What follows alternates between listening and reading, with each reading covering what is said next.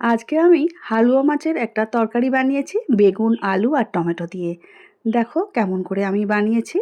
বেগুন, আলু, টমেটো সব লম্বা লম্বা করে কেটে ধুয়ে জল ঝারিয়ে নিয়ে একটা প্লেটের মধ্যে চলে এসেছি। আর মাছগুলো তো কাটাই ছিল, সেই মাছগুলোকেও ভালো করে ধুয়ে নিয়েছি। আর নুন হলুদ মাখিয়ে আমি 5 মিনিটের মতো রেখে দিয়েছিলাম। আমরা তো হালুয়া মাছ বলি, তোমরা কি বলো সেটা অবশ্যই কমেন্টে জানিও। লোহার কড়াই বসিয়ে দিয়েছি, তেল দিয়ে দিচ্ছি সর্ষের তেল। খুব ভালো করে গরম হয়ে গেলে গ্যাসের জোরটা মিডিয়াম করে দিয়ে একটা একটা করে সবজিগুলো ভেজে নেব। প্রথমেই আলুগুলোকে খুব ভালো করে লাল লাল করে ভেজে নেব, সেই জন্য আলুগুলো দিয়ে নাড়াচাড়া করে নিচ্ছি। এখন আলুগুলো খুব ভালো করে ভাজা হয়ে গেছে। ভাজা আলুগুলো একটা প্লেটের মধ্যে তুলে নেব, তারপরে বেগুনগুলো ভেজে নেব। নমস্কার বন্ধুরা, শ্রাবণীর পাকঘরে সবাইকে স্বাগত জানাই। আশা করি তোমরা সবাই খুব ভালো আছো, আমিও খুব ভালো আছি। এই মুহূর্তে কাছের বা দূরে যে সমস্ত বন্ধুরা আমার ভিডিও দেখছো, যদি ভালো লেগে থাকে আর সাবস্ক্রাইব করা না হয়ে থাকে, প্লিজ সাবস্ক্রাইব করে শ্রাবণীর পাকঘর চ্যানেলটির পাশে থেকে যাওয়ার অনুরোধ রইল। পাশে থাকা বেলটা অবশ্যই প্রেস করে দিও, তাতে যখনই কোনো নতুন রান্না ছাড়বো সবার আগে তোমাদের কাছেই পৌঁছে যাবে। ফেসবুক পেজ থেকে দেখছো বন্ধুরা, প্লিজ পেজটিকে ফলো করে দিয়ে আমার পাশে থেকো।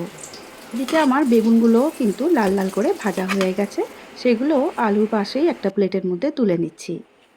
এবারে চলো নুন হলুদ মাখিয়ে রাখা মাছগুলো এক এক করে এবারে ভেজে নিতে হবে। পমফ্রেট মাছ যেরকম দেখতে সাদা ধপধপে, হালুয়া মাছের গায়ের রঙটা কিন্তু একটু ময়লা, মানে একটু কালো মতো। নতুন গৃহিণীরা যারা আছো অনেকেই তো মাছ চেনো না, আমি তাদের উদ্দেশ্যেই কথাটা বলছি। হালুয়া মাছ কিন্তু খেতে খুবই টেস্টি হয় যদি একটু বড় মাপের হয়।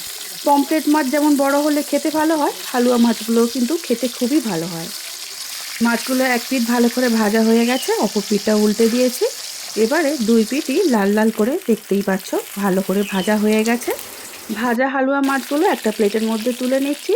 আর যে পরের মাছগুলো ভাজতে বাকি আছে, এই মাছগুলো তোলার পরে পরের মাছগুলো তেলের মধ্যে দিয়ে দেব। এই মাছের কালিয়া করলেও খেতে খুবই ভালো লাগে। কালিয়ার রেসিপি আমার আগের ভিডিওতে দেওয়া আছে। আমি এখন বড় সাইজের একটা পেঁয়াজ ছোট ছোট করে কেটে রেখেছিলাম, সেই পেঁয়াজের টুকরোগুলো এখন তেলের মধ্যে দিয়ে দিলাম। দিয়ে নাড়াচাড়া করে একটু সুন্দর করে প্রথমে ভেজে নেব। 7-8টা রসুন খুব ভালো করে গ্রেট করে রেখেছি, সেই গ্রেট করা রসুন এই ভাজা পেঁয়াজের ওপরে দিয়ে দেব। তারপরে নাড়াচাড়া করে আবারও রসুনগুলো পেঁয়াজের সঙ্গে সুন্দর করে ভেজে নেব। আর যে টমেটো আমি লম্বা লম্বা করে কেটে রেখেছিলাম, সেই টমেটোগুলো রসুন আর পেঁয়াজ ভাজার ওপরে দিয়ে দিচ্ছি নুন। নুন দিলে টমেটো তাড়াতাড়ি গলে যাবে আর খুব ভালো করে ভাজাও হবে। আর দেখতেই পাচ্ছ খুব তাড়াতাড়ি আমি খুন্তির সাহায্যে একটু গালিয়ে নিচ্ছি। খুব তাড়াতাড়ি টমেটোটা নরম হয়ে গেছে আর পেঁয়াজ আর রসুনের সঙ্গে ভালো করে ভাজা ভাজা হয়ে এসেছে। ঠিক এই সময় দিয়ে দেবো ভেজে রাখা আলু। তাহলে আলুগুলো তুলে দিলে পেঁয়াজ রসুন আর টমেটোর সঙ্গে আলুটা একটু ভেজে নেওয়ার পরে আলুটা খেতে কিন্তু আরও অনেক ভালো হবে। এবারে দিয়ে দিলাম পরিমাণ মতো জল। জল দিয়ে আলুগুলো খুব ভালো করে মিশিয়ে নিচ্ছি।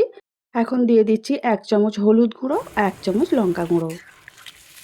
আর লঙ্কা গুঁড়োটা স্বাদ অনুসারে দিয়েছি, একটু ঝাল ঝাল হওয়ার জন্য 1 চামচ দিয়েছি। খুব ভালো করে যখনই ফুটে উঠেছে দেখে নিতে হবে আলুগুলো ভালো করে সিদ্ধ প্রায় হয়ে এসেছে। সেই সময় ভেজে রাখা হালুয়া মাছগুলো ঝোলের মধ্যে আস্তে আস্তে দিয়ে দিতে হবে। আমি যেমন করে হালুয়া মাছের বেগুন আলু দিয়ে তরকারিটা বানালাম, তোমাদের কেমন লেগেছে আজকের রেসিপিটা অবশ্যই আমাকে কমেন্ট করে জানাবে। পারলে 2 থেকে 3টে আলু খুন্তির সাহায্যে কড়ার গায়ে চেপে দিয়ে গালিয়ে দেবে, দেখবে তাতে করে তরকারিটা গ্রেভি গ্রেভি হয়, আরও টেস্টি হয়। সবশেষে দিয়ে দিলাম যে ভেজে রাখা বেগুনগুলো ছিল, বেগুনটা দিয়েও 2 মিনিট ফুটিয়ে নেব। বেগুন গলে যাবে সেই জন্য আমি আলুর সঙ্গে দিইনি, একদম লাস্টে দিলাম। দেখতেই পাচ্ছ রান্নাটা কিন্তু একদম রেডি হয়ে এসেছে। সেই সময় মুখটা চিরা একটু কাঁচা লঙ্কা 2-4টে দিয়ে দিলাম। এটা আমার একটু ভালো লাগা আছে, আমি আগের অনেক ভিডিওতে বলেছি তোমাদের যদি ঝালও না হয় তাহলে দিতে হবে না। সব শেষে দিয়ে দেবো একটু গুঁড়ো গরম মশলা। গুঁড়ো গরম মশলাটা তোমরা মাছের সঙ্গে যদি পছন্দ না হয় তাহলে দিতে হবে না, যেহেতু গঙ্গার মাছ সেই জন্য আমি ভাবলাম গরম মশলা দিলে টেস্টটা আরও খোলে। আর গন্ধটা তো ভালো হবেই, সেটা তো তোমরা সবাই জানো। ব্যাস গরম মশলা ছড়িয়ে দিলাম। এবার একটু ভালো করে নাড়াচাড়া করে নেওয়ার পরে গ্যাসটা অফ করে দেব।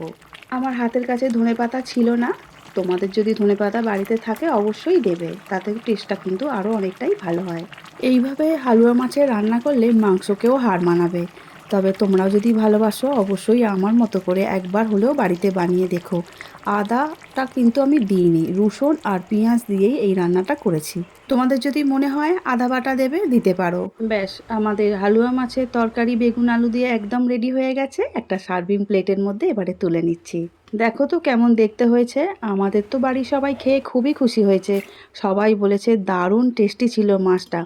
কিন্তু আমি ভালো রেঁধেছি কি না সেটা জিজ্ঞাসা করতে তবেই জানতে পারলাম। রোজ রোজ নাকি ওদের আর বলতে ভালো লাগে না। আজ তাহলে আসছি, দেখা হবে নেক্সট ভিডিওয়। টাটা।